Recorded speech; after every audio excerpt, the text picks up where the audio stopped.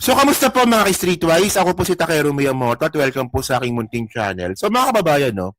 Meron ngayon bagong pauso itong mga DDS na si Sandro Marcos daw po, nag-addict sa Thailand.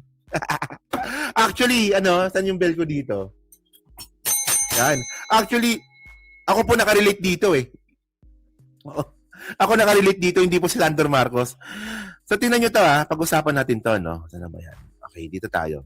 Ito ako makalat na pala ito nung nakarang araw pa pala. Itong Time Business News. Puta na. Time Business News na puno-puno po ng ads. O sabi dito na, exclusive. President Marcos, President Bongbong Marcos' son, Sandro Marcos, fuels drug scandal of the Marcos family by regular cocaine parties in Thailand. Ang lupet, di ba? Oh. So ngayon, gumagamit ba po ng pulburon si Sandro Marcos at sa Thailand niya pa daw 'to ginawa. Okay. So ngayon mga kababayan, no, tingnan ngayon natin 'to. Ang tanong dito, totoo ba 'to? Anong tanong ngayon natin dito? Ngayon, ang una nating tingnan dito, ito. Ano ba 'yan? Yung mismong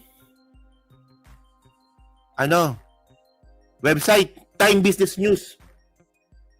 Oh. Mga kababayan, yung Time Business News na yan, mga Streetwise. Hindi po ito registered na business na news article. Hanapin nga ito, Time Business News. Time Business News.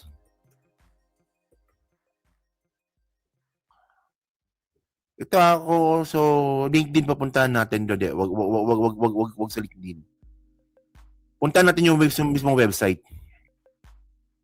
Kasi syempre mga kababayan, no, bago po tayo maniwala sa isang article, tingnan muna natin kung ano yung website. So ito yung website niya. Okay. Tingnan nyo Ano ba yun? Ito. Okay. Time Business News. Yan, no, punong-puno ng ads. Kita nyo ba? Kung papasok pa lang may ads na kagad. So ano to? Spam.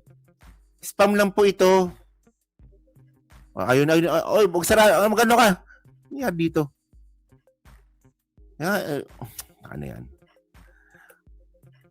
Parang ano lang to parang website na may domain na para kung sino-sino lang po yung mga nagsusulat dito. Time Business News. Di na ako pagpasok mo, ads ka agad. Ano kaya yun? O, yan, no? Oh. So, may ads sa taas. Tama ba? Puro ads to Ito, ads din tata to Yan. So, ganyan klaseng bang website? Pang ano ba to? Pang mainstream media ba to? Actually, hindi Mas lalo na mga kababayan, mas lalo na kung ito bubuksan nyo to sa cellphone. Ang daming ads nito na nagpa-pop up. Okay. And then, mga kababayan, puntahan po natin ito.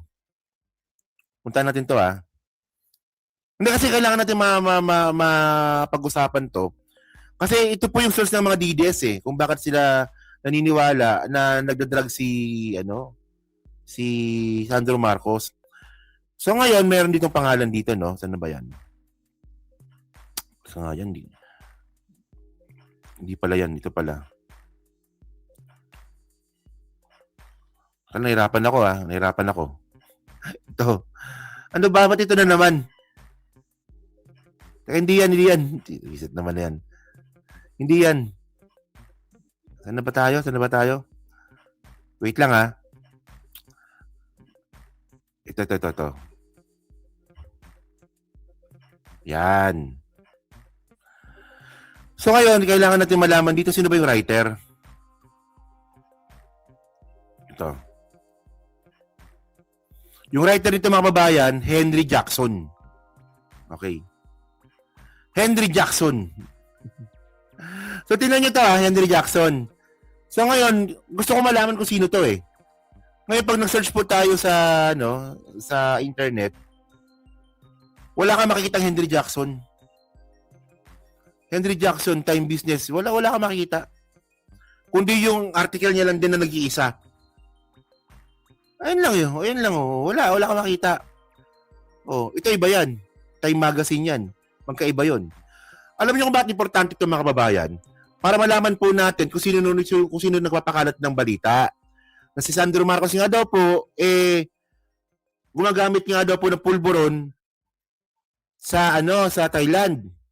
So, ang point natin dito mga kababayan, ako nga pag ako ginugil niyo ako, Takeru Miyamoto, makikilala niyo ako Tapos itong isang writer sa isang mainstream media daw, na sabi daw ng mga DDS, hindi niyo malaman, hindi niyo ma-search kung sino.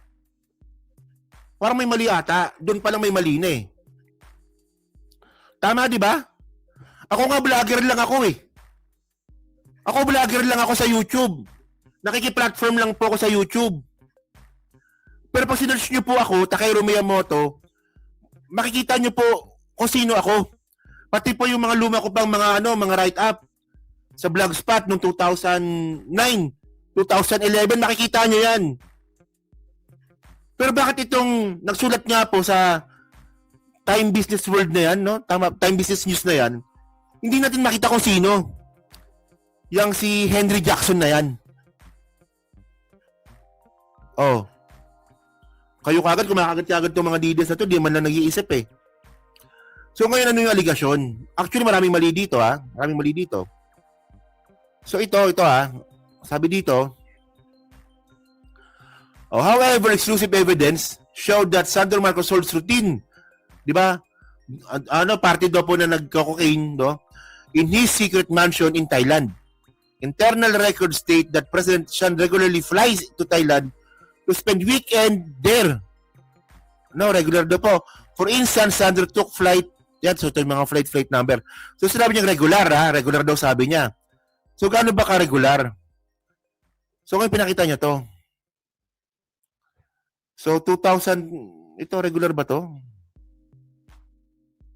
Ito yung pinakita niya bang flight details nga po ni Sandro Marcos. Okay, yan. So, ito daw yun, So, ito yung ebidensya niya. Okay. Sabi niya pa dito, ito yung mga flight number, di ba? Yun nga lang, mga babayan, ito. Nagpakita siya ng passport.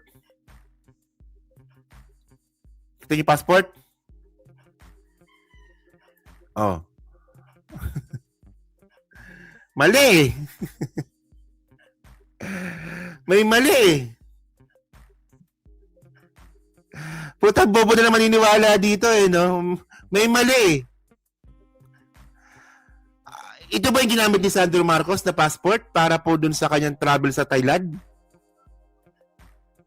Ha? Ito ba yun? Nakita niya na.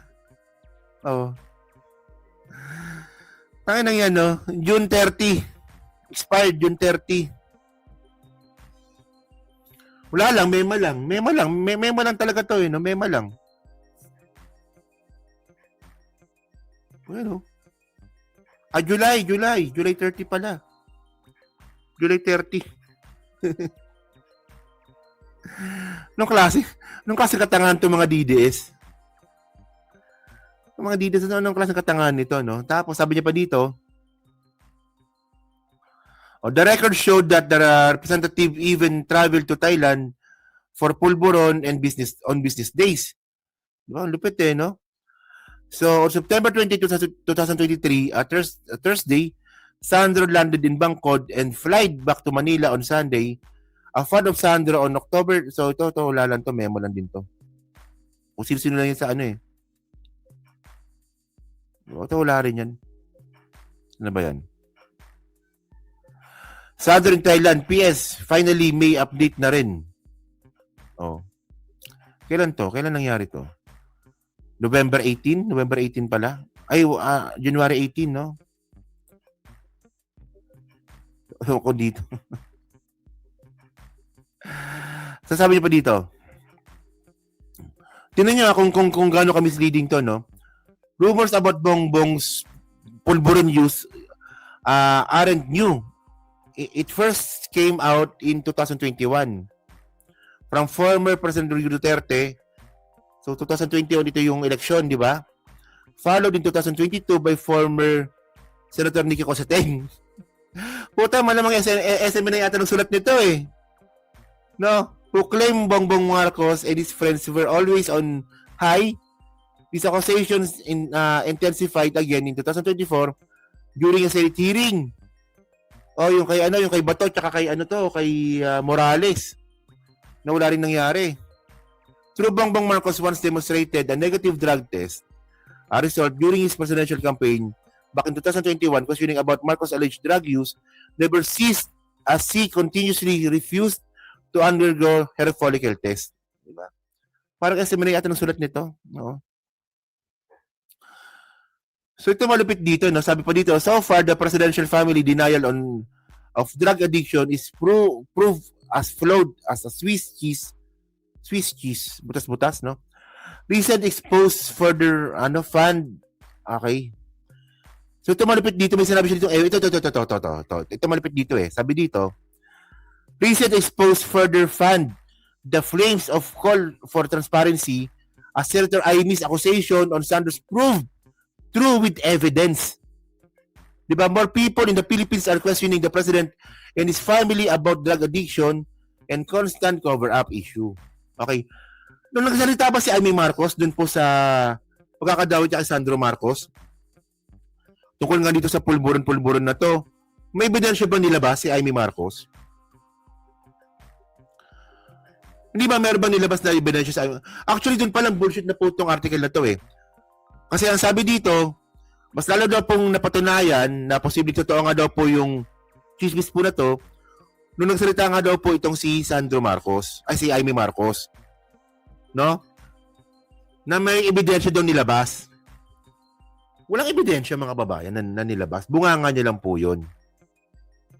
Diba? Naalala ko nga eh, diba? Sabi nga ni Amy Marcos, talagang sobrang kitang-kita niya raw po talaga. No, kitang-kita daw ng dalawang mata niya na talagang gumagamit daw talaga yung presidente, si Lisa Marcos at si Sandro Marcos. O, ngayon, mga babayan, di ba? Kung kitang-kita mo pala, ba't wala kang ebidensya?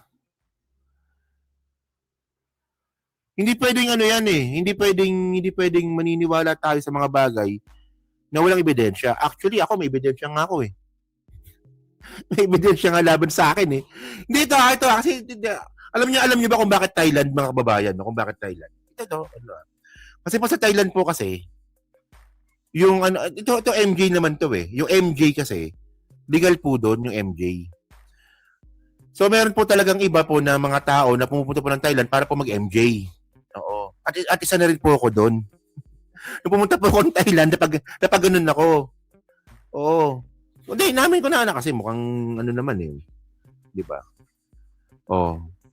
Kasi parang kinumpir ko lang. Ano ba magkakaiba ng Thailand at Pilipinas? Ang pangit. Sa totoo lang, ang pangit talaga. Ang pangit. Oo, ang pangit. Oo. Akala nga nila, ma-hospital na ako eh. Pero mga kababayan, no, may gumawa din po ng ganun. No, hindi lang po ako. Ang pinakamalupit po na gumawa nun si Kitty Duterte. Di ba naalala niyo, di ba? May mga pictures po, di ba, si Kitty Duterte na gumamit po talaga ng MJ sa Thailand.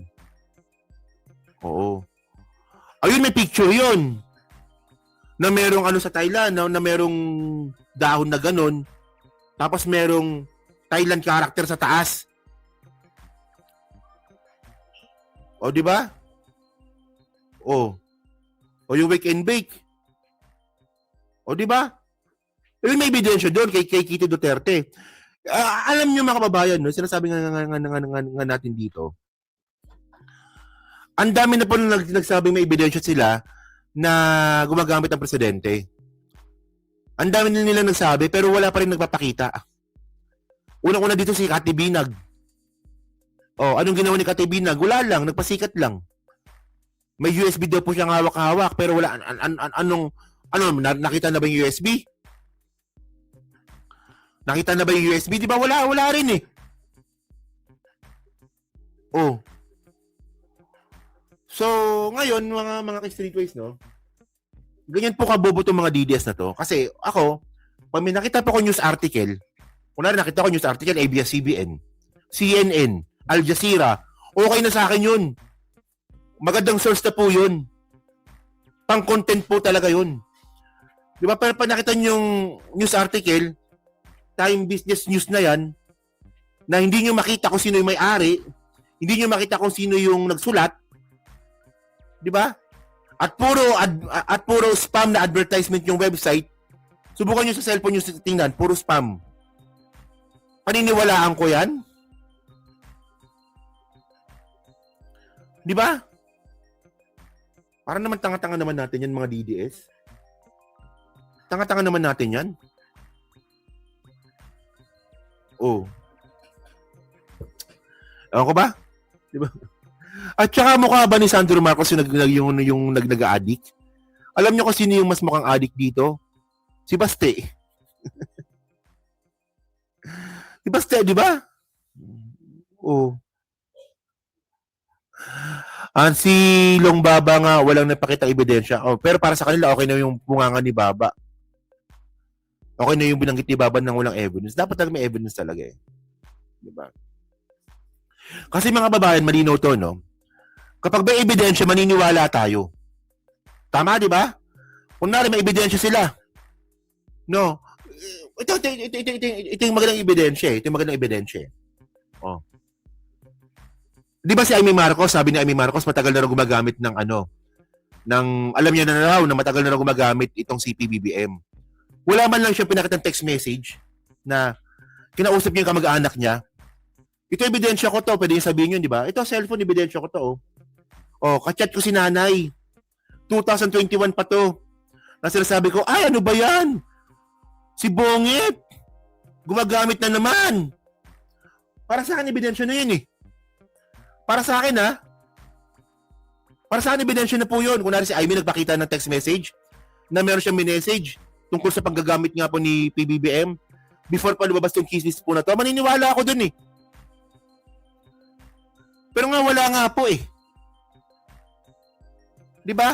Kaya nga point natin dito, kung may ebidensya silang ipapakita na si Presidente nga po ay gumagamit, maniniwala po ako. Maniniwala ako. Di ba? Kita nyo si Boji D nga kanina, di ba?